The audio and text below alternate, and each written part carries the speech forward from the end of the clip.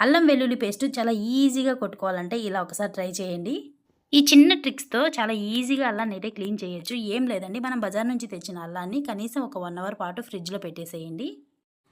తర్వాత దీన్ని తీసి ఈ విధంగా నైఫ్‌తో కానీ లేదంటే స్పూన్‌తో కానీ జస్ట్ అలా అన్నామంటే పీలంతా నీట్‌గా వచ్చేస్తది. తర్వాత చిన్న చిన్న పీసెస్ లాగా కట్ చేసుకొని బాగా వాటర్‌లో వేసి వాష్ చేసిన తర్వాత తడి అస్సలు ఉండకూడదు కాబట్టి ఒక బనీన్ క్లాత్ అయితే తీసుకోండి. ఈ పీసెస్ అన్నీ ఇలా వేసి బాగా ఇలా రుద్దామంటే దీనికి ఏమైనా ఇంకా ఉన్నా కూడా ఎక్స్ట్రా పోతుందనమాట. మళ్ళీ ఇంకొకసారి వాష్ చేసి మళ్ళీ ఇదే క్లాత్‌లో వేసేసి బాగా తుడిచి ఇలా పెట్టేసామంటే పక్కన వాటర్ అంతా పీల్చేసి బాగా డ్రై అయిపోతాయి.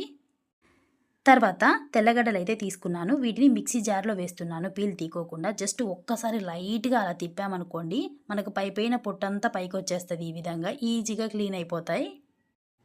చాలా సింపుల్‌గా అయిపోద్దండి. సుమారుగా ఒక 3, 4 కేజీస్ కూడా చాలా ఈజీగా చేసేయొచ్చు. నేనిప్పుడు ప్రిపేర్ చేసేది ఇంట్లోకి కాబట్టి అంత అవసరం లేదు. కాబట్టి కొంచెం తెల్లగడ్డల పేస్ట్, కొంచెం అల్లం వేసేసుకొని ఈ విధంగా వేసేసుకున్నాను. తర్వాత కొంచెం ఆయిల్, కొంచెం పసుపు వేసి మెత్తగా పేస్ట్‌లాగా కొట్టేస్తున్నా. ఇలా అల్లం ముక్కలకి తడి లేకోకుండా అలాగే కొంచెం ఆయిల్ వేసి ఇలా పేస్ట్ లాగా కొట్టుకోవడం వల్ల చాలా ఎక్కువ రోజులు నిల్వ ఉంటుంది. మెయిన్ నేను అల్లం వెల్లుల్లి పేస్ట్ ఎక్కువ వాడననమాట. అందుకనేసి కొంచెం ఎక్కువ రోజులే వస్తది. కాబట్టి కొద్దిగా ఆయిల్ వేశాను. లేదంటే వాటర్ వేసుకొని కొట్టుకున్నా కూడా ఏం పాడవదండి. నాకు ఈ డబ్బా ఒక 6 మంత్స్ పాటు వస్తదండి. అందుకనేసి ఆయిల్ వేసుకున్నా.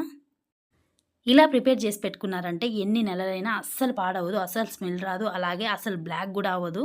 వీడియో నచ్చితే తప్పకుండా సబ్స్క్రైబ్ చేసుకోండి. Thank you. బాయ్.